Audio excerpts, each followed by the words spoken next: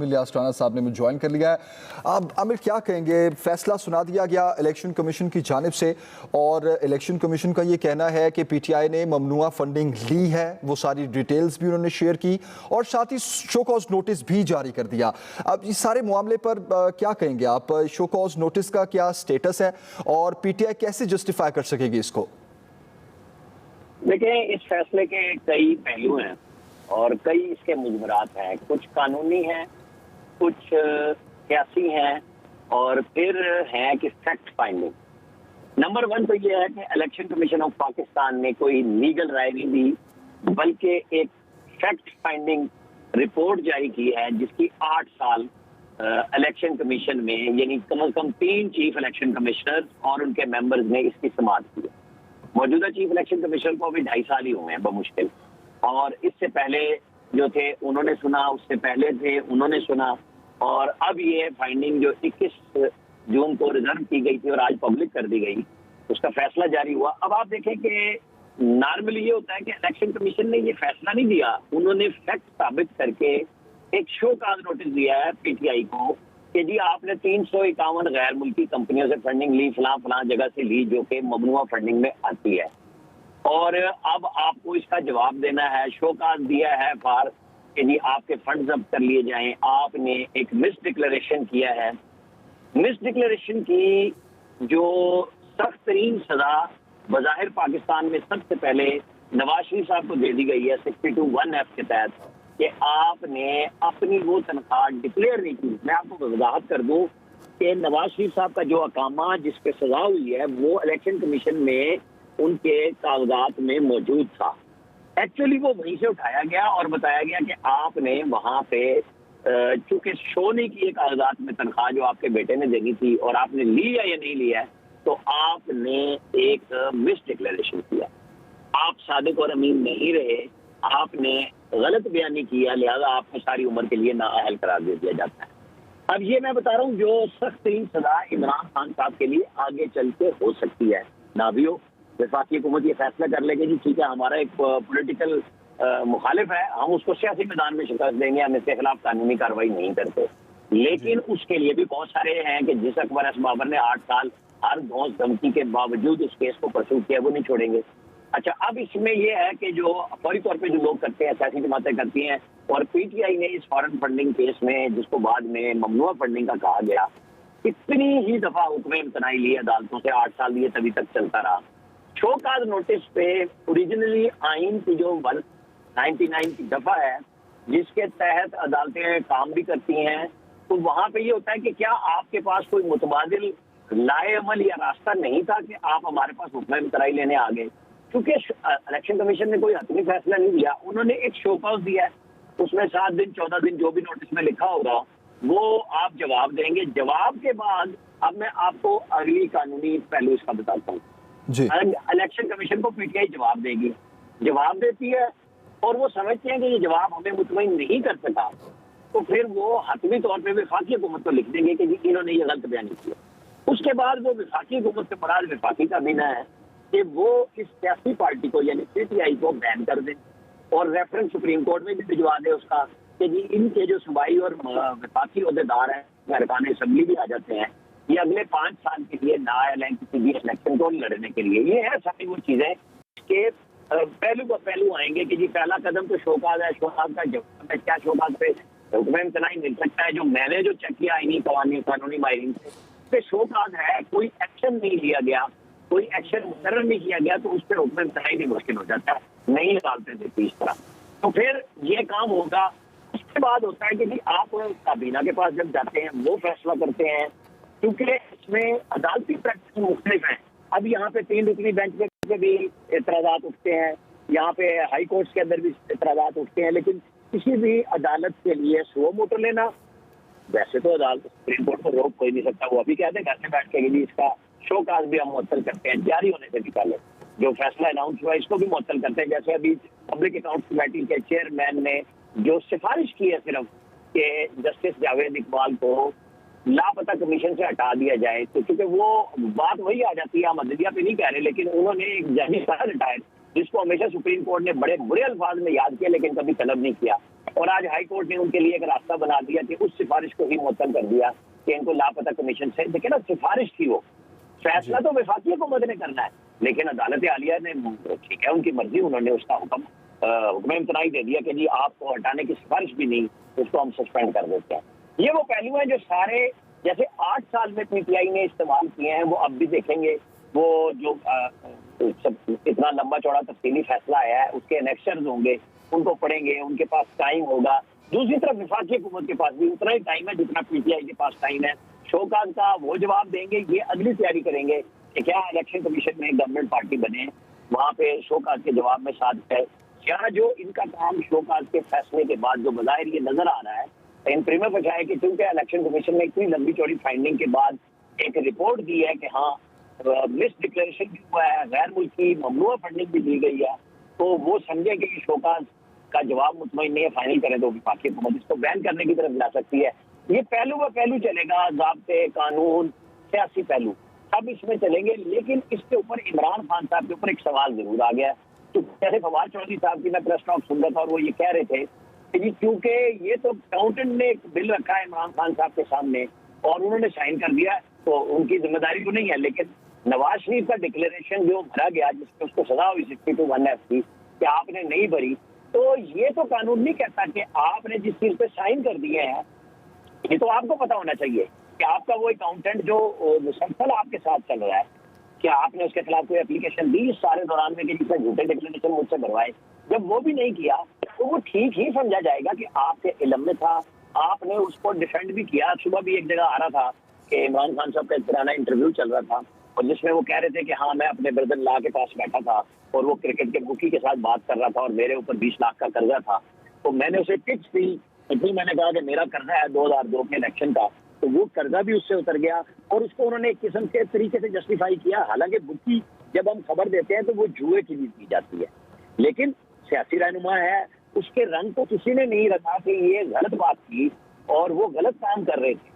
अब देखना ये होगा कि वफाकी हुकूमत जिसके वजीर दाखिला ने अब थोड़ी देर में प्रेस कॉन्फ्रेंस भी शुरू कर देनी है, राना सनाउल्लाह ने, वो क्या डिक्लेरेशन के ऊपर फैक्ट फाइंडिंग रिपोर्ट जो इलेक्शन कमीशन की आई है उस पर क्या राय देते हैं, फैसला क्या वफाकी हुकूमत करती है, क्या पॉलिटिकल मैदान में जाएगी, इमरान खान साहब के ऊपर बैशिंग होगी, इमरान खान की पार्टी ने जैसे इलेक्शन कमीशन के फैसले का, क्योंकि उन्हें खुद पता था कि उनके अकाउंट्स नंबर 1 तो इन्होंने नहीं दिए, उनके घर के दही ने, इमरान खान साहब के साथी दोस्त अकबर एस बाबर ने जाके एक केस किया, 8 साल उसको लड़ा। ये बातें इमरान खान साहब से ज्यादा कोई नहीं जानता था। फवाद चौधरी तो खुद भी बाद में आए हैं वो इस पार्टी में, और अकबर एस बाबर तो बानिया अकील में थे, वो वसूल करने वालों में थे पैसे, और उन्होंने बार बार इसको पार्टी के अंदर उठाया और फिर वो कोर्ट भी ले गए और उनके खिलाफ एक काम हुआ। तो अब जब ये फैसला आ गया है तो अब कैसे होगा, अब ये आने वाले दिनों की बात है कि पीटीआई इसके ऊपर एक तो फौरी इनिशियल रिएक्शन आया जो वहां पे उनके लोगों ने आके बात कर दी। अब वो फैसला पड़ेंगे, उन्होंने मोटी मोटी बातों के ऊपर बात कर दी, उसके पहलू क्योंकि अंग्रेजी की तो फुल स्टॉप और कामा सबके मतलब चेंज हो जाते हैं कि अच्छा जी इससे क्या लफ्ज चेंज होगा, बोलने से ज्यादा लिखे हुए इशारे होते हैं उनके मानी रखे जाते हैं। कानून साजी के अंदर भी ऐसा ही होता है। तो वो चीजें पीटीआई के लोग देखेंगे, वो चीजें अकबर एस बाबर और उनके वकील देखेंगे, वो चीजें वफाकी हुकूमत एलाइड पार्टीज देखेंगी। मौलाना फजलुर रहमान का रिएक्शन आएगा क्योंकि वो सबसे ज्यादा उनको डीजल और चोर परमत कहते थे। तो आज जो फैक्ट फाइंडिंग रिपोर्ट है उसमें तो इमरान खान साहब की जात के ऊपर बड़े बड़े बाउंसर लगे हैं इलेक्शन कमीशन की तरफ से। उनकी अपने जो वहां से रिपोर्ट्स आई थी स्टेट बैंक की, उनके वकीलों के, चार्टर्ड अकाउंटेंट के जो 7 लोग बैठे थे, दोनों ने रिपोर्ट्स दी, वेरीफाई हुए और एक बड़े अरसे तक कमेटियां चलती रहीं। और इलेक्शन कमीशन के 21 जून से आज आप देख लें कि 2 अगस्त तक डिले करने पे पीएमएलएन और इत्तेहादी पार्टियों ने जाके मुलाकात भी कर ली वहां पे कमीशन में, प्रेशर भी किया कि आप फैसला क्यों नहीं दे रहे, रोक क्यों रहे हैं। बहरहाल इलेक्शन कमीशन ने वो चीजें दी हैं, कोई ऐसी खुफिया चीज नहीं आई जिसका मीडिया को नहीं पता था, क्योंकि समात ओपन होती रही हैं, उनके ऊपर जवाबात आते रहे हैं। दोनों फ्री कैन को तमाम कापियां दी गई हैं। अब है ट्विस्टिंग कि कौन सा फ्रीक अपने मुल्क में इसकी दलील कैसे लेता है कि जी ममनुआ फंडिंग पे तो आप सिर्फ फंड जब्त कर सकते हैं, लेकिन आप ये भी मान रहे हैं कि हमने ममनुआ फंडिंग दी है और इखलाकी तौर पर उस जरूरत का इजहार नहीं कर पा रहे कि हाँ ये काम हमने गलत किया है। आप कहते हैं नहीं कानून में उसकी सजा सिर्फ जब्तगी है, सही। ये नहीं है। क्योंकि इमरान खान साहब ने इखलाकी मेयार लोगों के लिए इतने बुलंद किए हैं कि इसलिए उनके ऊपर सबसे ज्यादा उंगलियां की हैं और जवाबात भी उन्हें देने। बिल्कुल सही। अब आमिर साथ ही रहिए, हमें ब्यूरो चीफ कराची फैसल हुसैन ने भी ज्वाइन किया है, उनको शामिल गुफ्तगू करते हैं। अब फैसल, किस तरह देख रहे हैं आप आज के इलेक्शन कमीशन के इस फैसले को, और सियासी असरात क्या हो सकते हैं इसके, कानूनी पहलू क्या हैं इसके, क्या कहेंगे?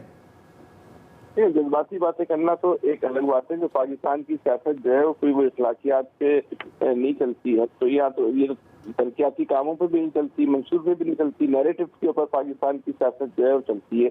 इतना जो शोर मचाया हुआ था, ये फैसला आएगा, फैसले के बाद मुल्क के अंदर पता नहीं क्या हो जाना है, क्या फैसला है। इस फैसले के बाद तो ये है कि उन्होंने कोर्ट बॉल जो है उसको वफाकी हुकूमत के कोर्ट में फेंक दिए। ये फैसला, यही अगर फैसला सुनाना था, ये फैसला तो भाई आप 7 साल पहले भी सुना सकते थे।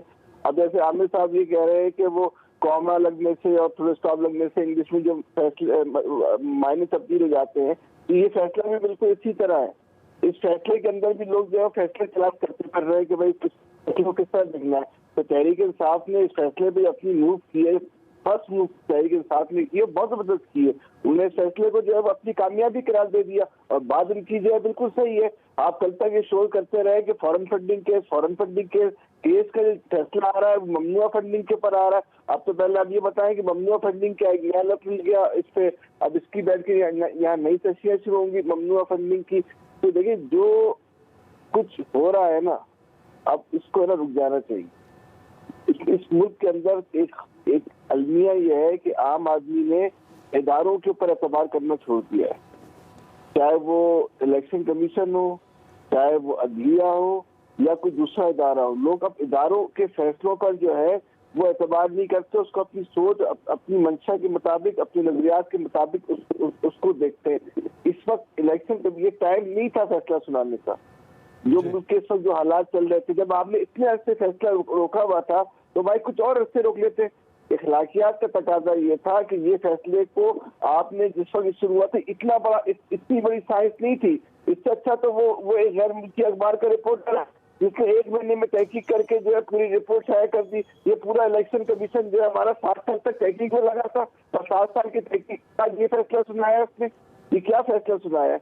या तो ये फैसला पहले सुना देते। अब जब जिस लम्हे आपने फैसला सुनाया है, ये लम्हा पाकिस्तान के इस वक्त जो हालात चल रहे हैं, इस वक्त पाकिस्तान जो है वो किसी इंतशार का, सियासी इंतशार का, मजीद सियासी इंतशार का शिकार नहीं हो सकता।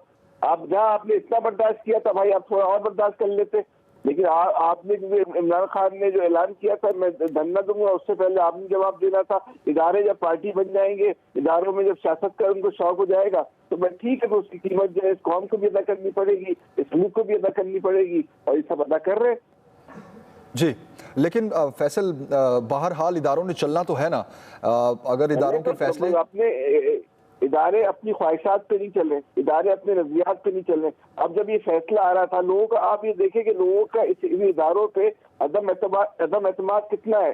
कि जब ये ऐलान हुआ कि ये फैसला आने वाला है, तो सोशल मीडिया पे लोगों ने लिखना शुरू कर दिया कि 3 रुकनी बेंच बैठ गई। ये बड़े बड़े लतीफे आना शुरू हो गए। रजिस्ट्रार जो है वो सुप्रीम कोर्ट पहुंच गए कि जैसी फैसला आएगा वो तहरीक इंसाफ की जो है हेयरिंग अप्रूव हो जाएगी। यहाँ तक लोगों ने लिखना शुरू कर दिया कि 3 रुकनी बेंच ने जो है वो अपना फैसला लिख दिया है। देखिए, आम आदमी का बात इलेक्शन कमीशन की या सुप्रीम कोर्ट की अदालतों की नहीं है।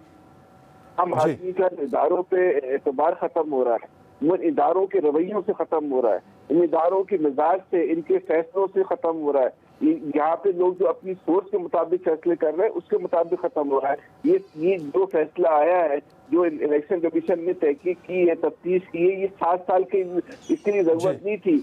ये फैसला बहुत पहले आ सकता था। फिर आपने इतने अरसे से फैसला रोका हुआ क्यों था? इसका तो आप जवाब दें। अच्छा, चलिए आपने रोका हुआ था तो ऐसी क्या जरूरत थी कि कल अचानक से आपको ख्याल आया कि हमने 24 घंटे के अंदर फैसला सुनाना है? जो आपकी ख्वाहिशात पे पाकिस्तान चलेगा कि जब आपका दिल चाहेगा फैसले पे रोक ले, जब आपका दिल चाहेगा ऐलान कर दे पाकिस्तान फैसला सुनाने का। ये ख्वाहिशात लोगों की, जो इदारों में बैठे हुए लोगों की ख्वाहिशात जो है वो पाकिस्तान को नुकसान पहुंचा रही है। इलेक्शन कमीशन का इशू नहीं है, और इदारों में भी ये हो रहा है। अब आम आदमी उनको उंगली उठाने लगा है। ये नहीं करे सब काम। सियासी जमातों को से इख्तिलाफ रहा है, उनको सियासी अमल से खत्म होने दें। उन प्रचारों की अगर आप खत्म करने की कोशिश करेंगे उसका नुकसान होगा। ठीक है फैसल, आप हमारे साथ ही रहिए। ब्यूरो चीफ लाहौर मोहम्मद इलियास भी हमें ज्वाइन कर चुके हैं और senior anchor person Rahman Azhar भी हमें ज्वाइन कर चुके हैं। रहमान, आपकी तरफ आऊँगा मैं। पहले इलेक्शन कमीशन ने एक तफसीली फैसला जारी कर दिया है ममनुआ फंडिंग केस का, पीट का। अब इसको क्या कहा जाएगा? क्या ये ममनुआ फंडिंग का जो केस है इसमें फॉरेन फंडिंग PTI के अकाउंट्स में आई, क्या ये बात साबित हो गई इलेक्शन कमीशन के इस फैसले के बाद, या इसको सिर्फ एक तहकीक कहेंगे, एक फैक्ट फाइंडिंग रिपोर्ट कहेंगे?